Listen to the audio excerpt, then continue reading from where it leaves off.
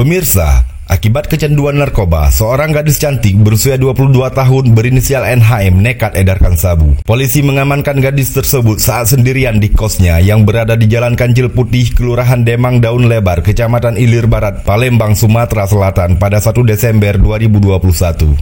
Saat penangkapan, pihak kepolisian dari Polsek Ilir Barat 1 mengamankan 3,42 gram sabu yang diselipkan di dalam celana jeans tersangka. Kepada polisi, tersangka mengaku menjual sabu milik seorang bandar yang dikenalnya di tempat hiburan malam yang kini buron. Kapolsek Ilir Barat 1, Kompol A. Roy Tambunan mengatakan, atas perbuatannya tersangka dijerat dengan pasal 114 ayat 1 Undang-Undang Republik Indonesia Nomor 35 Tahun 2009 tentang narkoba.